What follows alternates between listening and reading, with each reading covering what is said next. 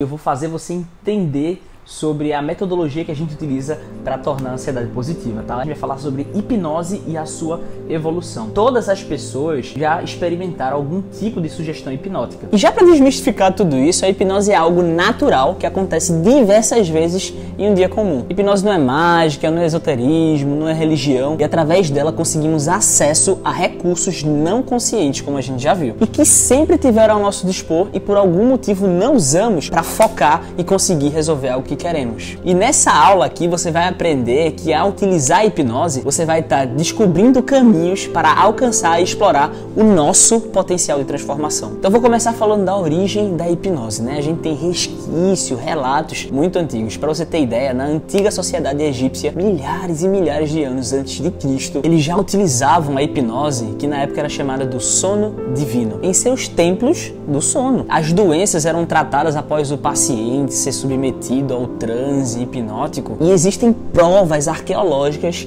de tal prática, como por exemplo vasos de cerâmica onde tem lá os desenhos de médicos fazendo cirurgias de grande porte para a época utilizando tal prática. O que sabemos ser algo muito difícil porque a anestesia nem era conhecida nessa época. Os gregos iam aos templos do sono e após entrarem no transe hipnótico ouviam os sermões dos sacerdotes dessa tal deusa e após os procedimentos acordavam gozando de plena saúde e seguiam com suas vidas. Esses dados deixam claro que a hipnose é uma técnica terapêutica milenar. E agora eu vou mencionar para você alguns dos principais contribuintes para ter desenvolvido essa técnica ao longo dos séculos até chegar no modelo que eu utilizo e que você vai aprender. Eu vou começar falando de um cara chamado Franz Anton Mesmer. Ele nasceu em 1734 e morreu em 1815. E esse alemão foi médico, advogado, linguista, músico e criou a teoria do mesmerismo. Foi considerado charlatão por alguns, entretanto foi relatado como o precursor do primeiro movimento em larga escala, trazendo atenção para o desenvolvimento do mundo acadêmico ocidental para fenômenos paranormais, sendo assim muito respeitado por outros. E a partir daí, a prática do uso da imposição das mãos passou a ser chamada do toque terapêutico. E quando ele morava em Viena, começou a observar como os ímãs pareciam ter poderes mágicos. E no meio desses estudos e observações, ele percebeu que poderia usar o magnetismo para curar pessoas. Assim como a lua exerce um efeito atrativo e visível na terra e nos mares, o nosso corpo também sofre uma influência magnética, segundo Mesmer. E em 1774,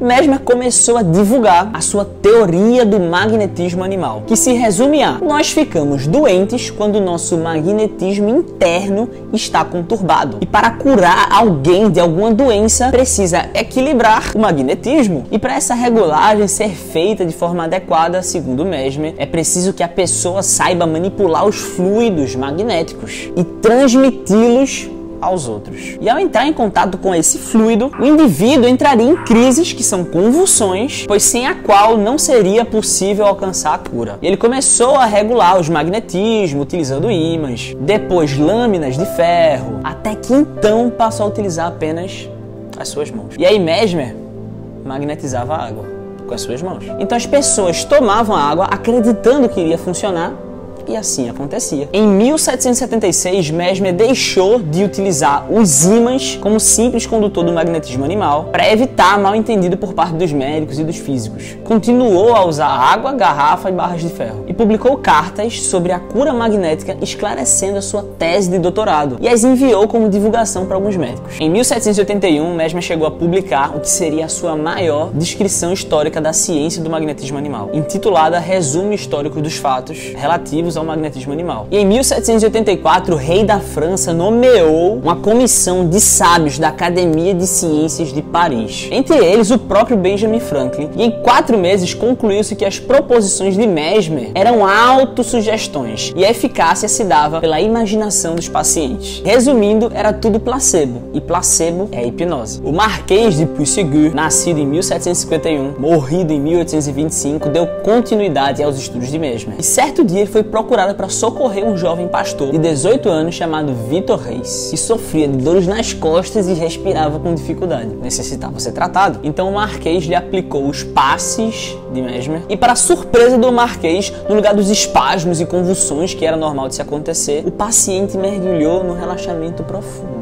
E o Marquês ordena ele então que pare com isso e se levante. Então ele se levanta, só que com os olhos fechados e perambulando pelo quarto. Comportava-se como um sonâmbulo, denominando assim o fenômeno do sonambulismo artificial, ou sono magnético, e descobriu o estágio mais profundo do transe hipnótico, que até hoje é chamado de sonambúlico. Custódio de Faria, ou então o Abade de Faria, como ele foi chamado no Conde de Monte Cristo, que é o mesmo escritor dos Três Mosqueteiros. Como cientista, ele demonstrou o caráter puramente natural da hipnose, sendo o primeiro a descrever com precisão os seus métodos e efeitos, sob antever possibilidades da sugestão hipnótica, e usava a hipnose como aplicações para anestesias cirúrgicas. E ele foi o primeiro a proclamar que a causa do transe hipnótico é obtido por recursos do outro e não devido a qualquer influência magnética do operador. Concluiu que o paciente era conduzido ao que ele chamava do sonho lúcido por sua própria vontade e pelo poder das sugestões. E ele deduziu que após muitas induções, o sucesso do hipnotista se dá pela confiança que o voluntário sente no hipnotista, a conexão, o rapport, a relação que é criada. A pessoa precisa sentir confiança e estar confortável com o hipnotista guiando ela no processo. Em seguida vem o James Sdale, nascido em 1808, foi até 1859. E ele foi um cirurgião que morou na Índia. Tem uma obra literária chamada Mesmer in Índia. Esse cara operou pacientes quando não existia anestesia química. Ele realizou mais de 300 operações cirúrgicas utilizando o mesmerismo. James levava horas ou dias para colocar o paciente na tal chamada transe. E, inclusive, tinha resultados extraordinários. Os seus procedimentos eles tinham uma alta taxa de sobrevivência, o que para a época era difícil de obter por causa das infecções. E quando a anestesia química chegou na Índia, ele comparou com as técnicas do mesmerismo, constatando que os pacientes tinham melhores resultados com a sua prática. Daí ele foi para a Inglaterra com o objetivo de mostrar os seus resultados obtidos pelo mesmerismo, porém os europeus não eram tão abertos à hipnose quanto os indianos, fazendo-o perder a credibilidade. Esse cara foi o responsável por desenvolver a coma hipnótica, o famoso estado Sdale, que é um estado de transe hipnótico onde é possível amputar um membro, fazer cirurgia, parto, sem que a pessoa sinta dor alguma. Em seguida vem o James Braid, nascido em 1795, morreu em 1860 e foi um dos pioneiros cientistas modernos a trabalhar clínica e investigar o estado hipnótico. Ele de fato é o iniciador da hipnose científica. Trabalhando com hipnose, em 1842, ele foi quem cunhou o termo hipnotismo, em seu livro mais importante, que foi publicado em 1843, Neurohypnology or the Rationale of Nervous Sleep Considered in Relation with Animal Magnetism, para se referir ao processo de indução ao estado hipnótico. E a escolha do nome deveu-se a ele acreditar, na época, se tratar de um sono artificial, e numa alusão a Hipnos, que é o deus grego do sono. E ele mesmo reconheceu o equívoco por perceber que cientificamente a hipnose não pode ser comparada ao sono, sendo um estado justamente o oposto de intensa atividade psíquica e mental, pois a experiência mostrava que muitos dos fenômenos que podem ser obtidos através da hipnose, como a catalepsia ou a analgesia, poderiam ser obtidos em pessoas que conservam os olhos abertos e a aparência de estar bem desperto, bem acordado. Mas ele não conseguiu reverter porque já estava como consagrado o termo hipnotismo e até hoje a gente conhece como esse nome. Ou seja, o nome hipnose, na verdade, não explica o que de fato hipnose é. E ele tratava pessoas com problemas médicos que não precisavam de intervenção, como uma cirurgia, através da hipnose. Foi também o responsável por corrigir a ideia de fluidos magnéticos como responsáveis pelo sucesso da hipnose e afirmou que qualquer indivíduo pode ser hipnotizado se seguir as regras. Ele percebeu o potencial das sugestões verbais enquanto o outro está no estado da hipnose. E agora vamos falar do Hippolyte Berrien, nascido em 1837, morrido em 1919, foi considerado um dos expoentes da medicina francesa. Ele tratou durante 6 meses um caso de ciática sem sucesso. O paciente, por indicação de outras pessoas, procurou o Liebeux e em curtíssimo prazo o paciente voltou a Berrien inteiramente livre do seu mal, o que o deixou bastante curioso, pois ele era um dos caras que era contra a hipnose. Ele resolveu conhecer o Liebeux o que tornou-se amigo inseparável e discípulo dele. Berrien foi o primeiro a perceber que o estado hipnótico era normal e comum em todas as pessoas. E principalmente foi quem definiu os efeitos pós-hipnóticos da sugestão como elemento provocador das ações inconscientes e compulsivas. Então, se a pessoa dizia, você vai sentir compulsões, era por causa disso que a pessoa tinha compulsão, sacou? E ele propôs aplicar o hipnotismo como uma forma de terapia. O prestígio de Berrien foi um elemento imprescindível para que o mundo científico mudasse o seu olhar diante do hipnotismo e passasse a considerá-lo como um estudo em marcha constante. E em 1884, os médicos franceses Berrien e Liébaud fundaram juntos a Escola de Nancy, que proporcionou mundialmente a mais extraordinária expansão da hipnose. Vamos falar agora de Jean-Martin Charcot, 1825-1893. Charcot foi o médico francês parisense mais importante e conceituado da época. Foi considerado o criador da neurologia. Em 1862, ele tornou-se chefe do Hospital Escola Salpêtrière e por suas mãos a hipnose entrou de maneira solene e oficial no território médico, quando em 1882 ele enviou a sua proposta à Academia Francesa de Ciências, que em 3 ocasiões anteriores havia rejeitado com o nome de magnetismo ou mesmerismo, obtendo um significativo reconhecimento às suas teorias. Agora vamos falar de Freud. Nascido em 1856, viveu até 1939, era um neurologista austríaco, criador da psicanálise. Ele não era um bom hipnotista, tá? Ele não sabia tratar a causa dos problemas, e você vai entender isso. E assim, Freud criou a psicanálise e sepultou a hipnose como método psicoterapêutico ou via de administração. E devido à condenação da hipnose feita por Freud em favor da psicanálise, as pessoas começaram a associar hipnose igual a sugestão direta. O público em geral e os leigos também começaram a comparar sugestão direta versus psicanálise. E sendo muito sincero com você, a sugestão direta não é eficaz para tratar algum problema. O que acontece? Um rapaz, ele pediu minha ajuda porque ele precisava resolver um problema que ele tinha.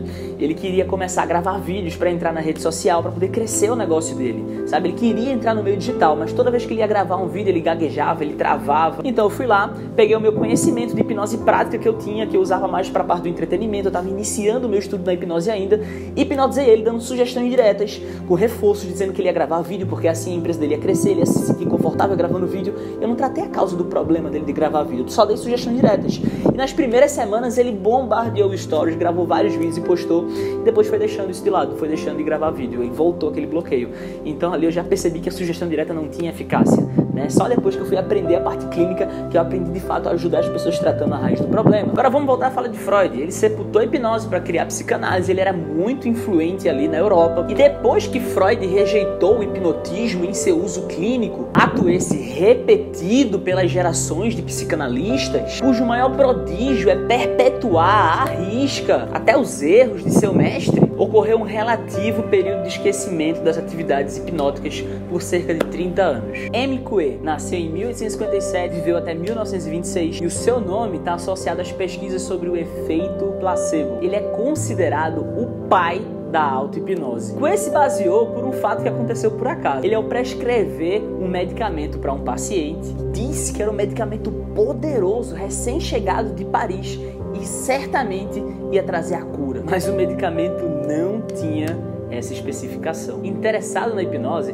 ele concluiu dessa experiência que na verdade não é a sugestão que o hipnotizador faz que realiza qualquer coisa. É a sugestão que é aceita pela mente do paciente que a recebe. E todas as sugestões efetivas devem se transformar em autossugestões. E agora vamos falar da prática da hipnose moderna. Vou te falar de um cara chamado Milton Erickson, que nasceu em 1901, morreu em 1980. Ele se interessou por hipnose e desenvolveu diversas técnicas para o controle de dores crônicas. Ele foi motivado pelo uso em seu próprio tratamento. Ele tornou-se bacharel e mestre em psicologia e seguiu algumas ideias sobre o inconsciente descrito por Freud. Porém, se distanciou e reformulou conceitos e criou seu próprio modelo de psicoterapia, utilizando o que é chamado de hipnose indireta ou conversacional, que são comandos indiretos ou metáforas que colocam em transe sem o outro perceber, e o que foi um dos responsáveis pela famosa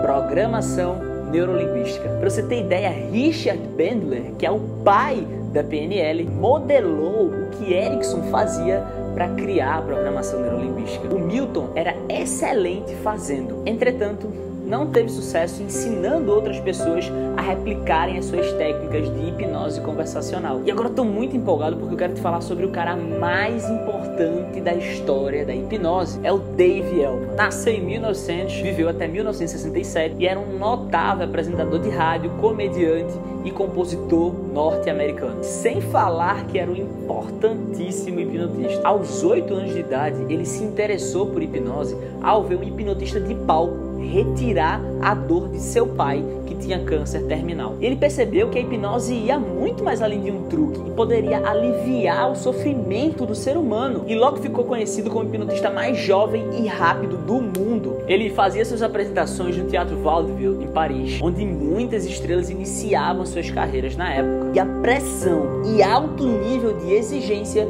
fez com que ele se desenvolvesse rápido, pois caso ele não entretesse a plateia, ele perderia o seu emprego. E ele que criou a indução Elman, uma das mais utilizadas pelos hipnotistas do mundo inteiro por conseguir atingir um estado profundo de transe de forma rápida. Em 1949, doutores da New Jersey Associação Médica Americana participaram de uma apresentação de hipnose feita por Dave Elman. E os médicos da época não tinham muito tempo com seus pacientes. E ao presenciarem as induções rápidas e instantâneas feitas por Dave Elman, perceberam que poderiam utilizar essas técnicas dentro das suas consultas com tranquilidade. Daí então, Dave passou a se aprofundar na parte terapêutica da hipnose e aplicou curso para médico, dentista, sistematizando de forma rápida e eficiente. E para a gente fechar toda essa história aí sobre os grandes nomes das contribuições para a hipnose, vem o Gerald Kay, nascido em 1939, viveu até 2017. Ele foi o responsável por manter vivo o legado do Dave Elman de forma replicável e em desenvolvimento